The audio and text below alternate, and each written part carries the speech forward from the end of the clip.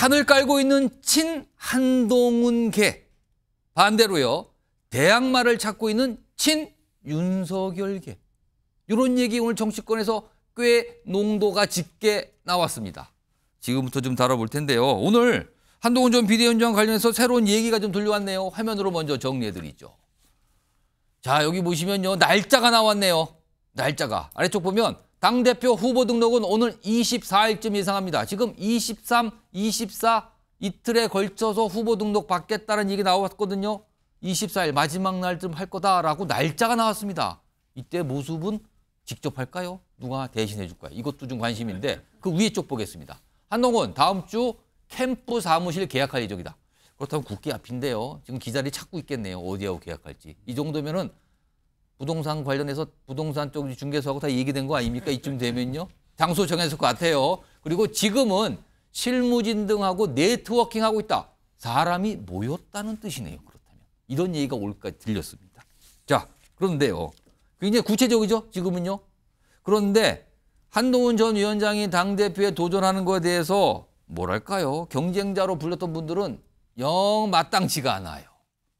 어제 오늘 뭔가 얘기 좀 합니다. 들어보겠습니다.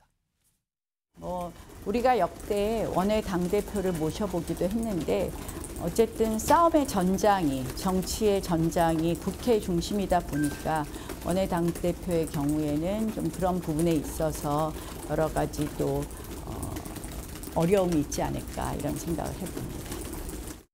앞으로 1년 동안은 적어도 국회 내에서 싸움이 이루어져요. 주 전장이 한마디로 국회 안이에요. 그럼 국회 안에서 원내 전략을 짜야 돼. 그럼 원내대표가 좋겠습니까? 원내대표가 좋겠습니까? 답은 명확하죠. 친윤이 타도의 대상은 아닙니다. 친윤이든 비윤이든 반윤이든 우리 함께 가가지고 윤정부 성공하는 게 가장 중요하죠. 한동훈 전 비대위원장 나오는 건 바람직하다고 보십니까? 아니면 바람직하지 않다고 보십니까? 예. 사실 지난 총선 때 어떻게 됐든 지휘봉을 잡은 분 아니겠습니까? 예. 그러니까 책임이 있죠. 예. 책임이 없다고 볼 수는 없습니다.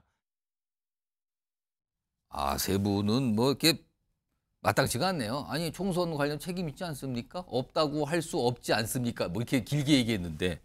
그리고요, 원내잖아요. 그러니까 국회의원 아닌데요. 근데 대표하면은 이런 거예요, 지금. 자, 이거에 대한 반격일까요? 아니면 다른 준비를 하는 걸까요? 다음 화면 좀 보겠습니다. 이른바 친한계로 꼽히시는 분들이 있어요. 친한이라고. 장동혁 원내 수석대변인. 대표적 인사죠. 자, 한동훈 위원장 우리 당 어려울 때 왔는데 그때도 원내였어요. 근데 그때는 원내인 게 괜찮고 지금 당대표 얘기할 때 원내는 안 됩니까? 왜 안 되는 겁니까? 이렇게 반응을 보이네요. 다른 분도 한 명 더 있습니다. 이분도 가깝다고 꼽히시고 최근에 만났다고 그러죠? 1호 영입 인재였는데요. 정성국 의원인데 더 이상 출마 미룰 수 없다. 지금 기정사실 된 것 같죠? 그리고 이 얘기를 해요. 빨간 글씨가 있습니다. 곧 한동훈의 시간이 올 것이다. 뭔가 이런 분들이 지금 준비를 하는 것 같단 말이에요. 느껴지는 게요, 지금요. 윤기찬 부위원장.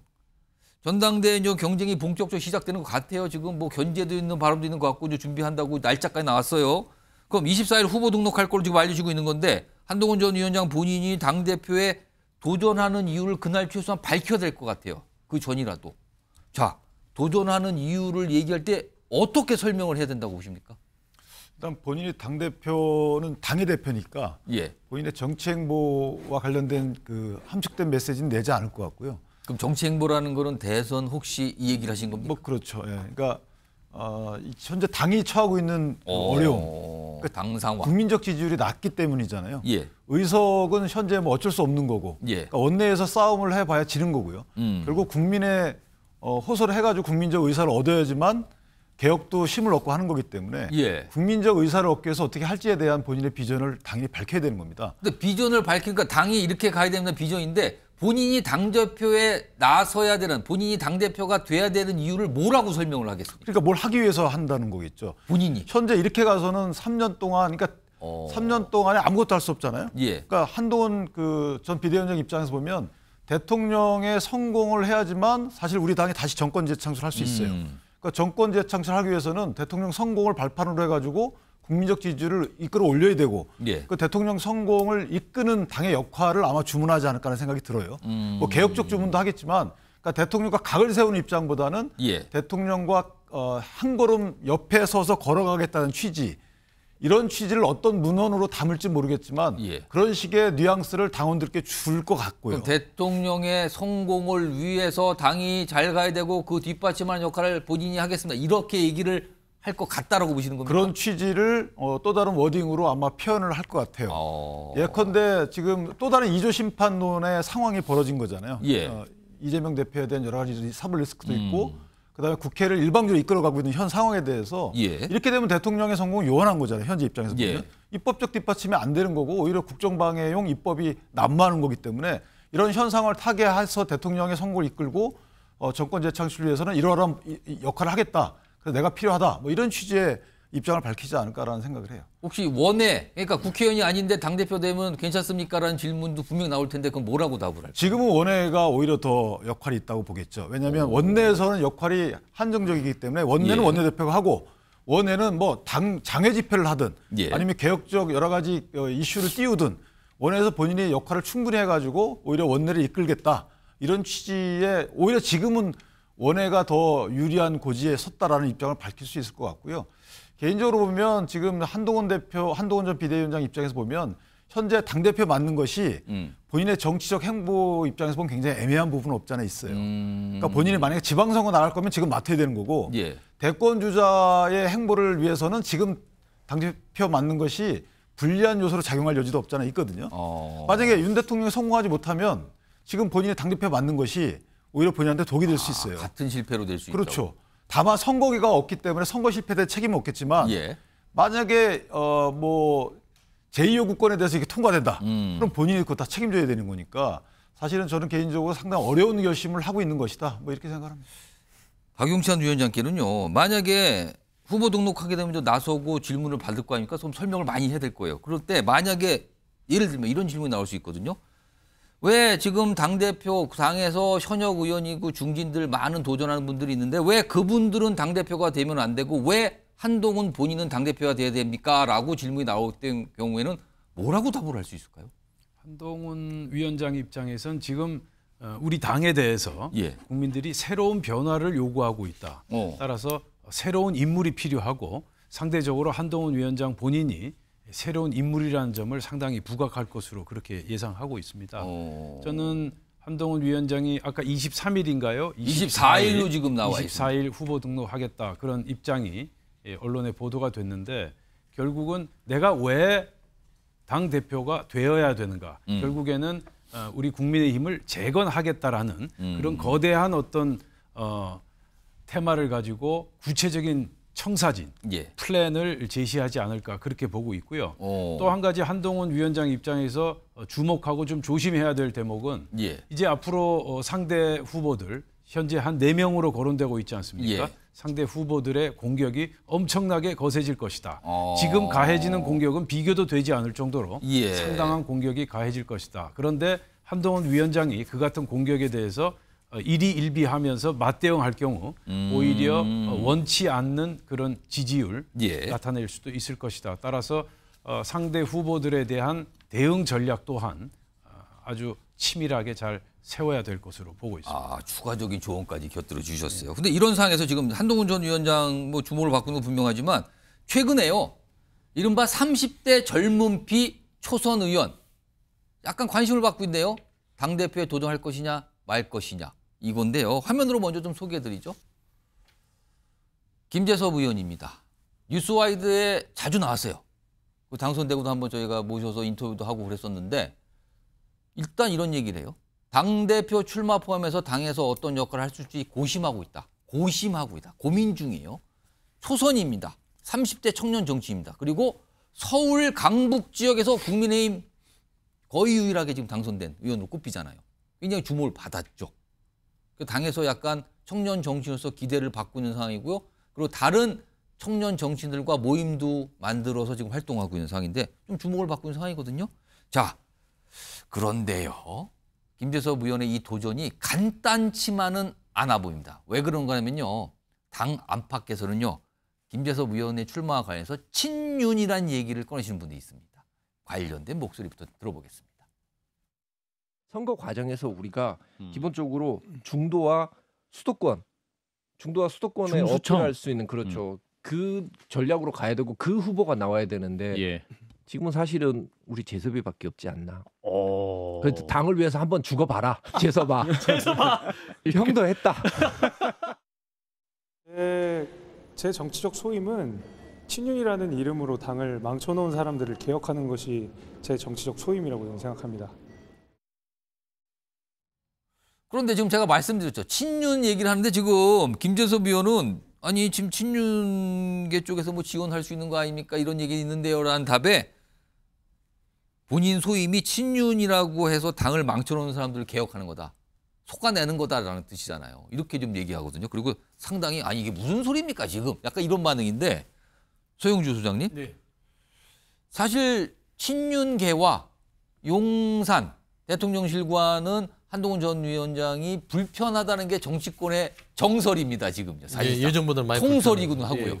이런 상황에서 국민의힘의 친윤계가 여전히 그래도 주류로 꼽히는데 여기에가 김재섭 의원을 당대표 후보로 지원할 가능성이 있다. 이런 얘기가 오늘 들리더군요. 이거는 어떻게 가능한 거라고 보십니까? 근데 그런 얘기를 어디서 하는지 모르겠는데요. 예. 결국에는 정치는 본인이 살아온 어떤 발걸음만큼의 현재거든요. 예. 그러면 김재섭 의원을 봤을 때 친윤계로 이렇게 포섭을 한다고 해서 포섭이 될 수 있는 상황이 아니에요. 오늘도 사실은 거부감을 보였거든요. 원래 거부고요. 제가 이제 개인적으로도 알고 있는데, 예. 그러니까 김재섭 의원 자체는 당의 보수 확실한 보수입니다. 하지만 건강한 보수를 지향하는 것이고 결국 윤석열 대통령이 당무 개입할 때부터 이 국민의힘 내에서 친윤그룹이라는 분들께서 어떤 너무나 당을 본인들의 친윤에 줄을 세우는 부분들에서 거부감을 느꼈던 어떤 정치인이에요. 전문 정치인이기 때문에 본인의 역할은 말한 대로 이 국민의힘이 살아나려면 중수청이에요. 중도와 수도권과 청년을 포기하면 안 된다라는 이런 신념이 확실하기 때문에 저는 스스로 발광체가 되기 위해서 출마한다고 생각합니다. 그리고 청년 정치에 대한 실험들, 그다음에 지금 현재 그런 본인이 제2의 이준석을 꿈꾸는 건 아니겠지만 본인 역할이 분명히 있다고 고민하는 것 같은데 저는 분명히 뭐 자질이 있다고 보고요. 다만 이게 꼭 당대표로 갈 건지에 대해서는 고민해야 될 것 같아요. 그리고 아까 앞서 얘기했듯이 친윤 쪽에서 김재섭 의원을 하나의 대항마로 낙점했다? 가지도 않을 뿐더러 되지도 않습니다. 왜냐하면 섞일 수 없는 그런 성분을 가지고 있다라는 측면에서는 다른 데서 찾아봐야 되는데요. 저는 제가 봐서는 지금 현재 저기 전당대회 나오신다는 분이 한동훈 전 위원장 나오기까지만 다 기다리잖아요. 지금 저기 그 인천에 누구죠? 그 윤상현 의원. 윤상현 의원만 당대표 나가겠다가 얘기하는 것이지 나머지는 지금 나올지 안 나올지도 모르면서 곁에서 그냥 목소리만 키우고 있거든요. 그런 의미에서는 저는 그 김재섭 의원의 출사표 이거는 다른 나경원 의원이나 안철수 의원이나 저기 유승민 전 의원까지 이 나오려는 결심을 더 좌절시킬 수도 있는 상황을 만드는 정도 역할을 하는 걸로만 분석했으면 좋겠습니다. 박용찬 위원장께 조금 뭐 관련된 질문인데 조금 다른 질문을 드리자면은 한동훈 전 위원장 보니까 뭐 거의 기정사실화 된 것 같고 출마가 여기에 김재섭 의원까지 30대 청년인 김재섭 의원까지 당대표 조사한다면은 흥행 측면에서는 어떻게 판단하십니까? 우선 일단 김재섭 의원께서 지금 일종의 유탄을 맞은 것이다. 저는 유탄이요? 그렇게 보고 있고요. 그만큼 지금 한동훈 위원장에 대항할 대항마가 없다라는 그러한 어떤 답답함의 발로가 아닌가 하는 그런 생각이 듭니다. 그래서 지금 심지어 김재섭 의원까지 이름까지 그러니까 대적할 후보가 마땅치가 않다 지금. 지금 이제 친한 세력과 대적할 만한 그 강력한 후보가 있겠는가 하는 답답함의 발로가 아닌가 그렇게 생각하고요. 지금 좋은 말씀 해주셨습니다. 결국은 한동훈 위원장의 아마 최대 고민은 윤석열 대통령 그리고 윤석열 정부 더 나아가서 친윤 세력과의 관계 설정 그 부분이 아마 제일 고민이 될 텐데요. 최근 뭐 이런 얘기를 했다고 하죠. 대통령과의 사적 관계는 그다지 중요하지 않다. 사적 관계보다는 공적 관계로 풀어가겠다. 그런 취지로 발언을 했다고 하는데 이 같은 발언은 두 가지 의미를 가지고 있다고 봅니다. 첫째, 대통령과 사적 관계가 좋지 않다라는 사실을 사실상 시인한 것이고 예. 두 번째 그러나 앞으로 사적 관계보다는 공적 책무감 즉 대한민국의 발전을 위해서 윤석열 예. 정부와 공적 책무감을 가지고 같이 당정 관계를 풀어가겠다 그런 의지를 보여준 겁니다. 그래서 앞으로 한동훈 위원장께서 윤석열 대통령 더 나아가서 윤석열 정부와 예. 어떤 공적 관계를 가지고 나갈지 무척 관심이 가는 그런 시점이라고 할 수 있습니다. 예. 사실은 그 김재섭 의원이 예. 한동훈 장관의 전 장관의 완전 대체제는 안 돼도 부분 대체제가 될 수 있어요. 그러니까 김재섭 의원이 만약에 당 대표로 출마한다 그러면 예. 한동훈 장관을 향해 쏠리는 당심을 어느 정도 또 흡수할 수 있거든요. 아. 그럼 제3자하고의 관계가 3자 구도가 될 수 있기 때문에 그 정도의 역할을 할 수 있는 여부가 있고 그래서 본인은 아마 굉장히 고민할 것 같고 저는 막강한 그 지도부 구성을 위해서는 예. 4호선 분들이 최고위원 나올 가능성도 없잖아 있어요. 예를 들면요. 최고위원으로? 윤상현 의원님이 예. 최고위원 못 나오나요? 저는 나와도 괜찮다고 봐요. 어떤 분이라도. 근데 정치적으로 본인의 이른바 양에 찰까요, 그게? 아니 당이 어려운데요. 막강한 그 지도부를 구성해서 진짜 그야말로 예. 당대표급 최고위원도 나오는 것도 오히려 전당대회 흥행을 위해서는 예. 상당히 관심거리다 이렇게 생각을 합니다.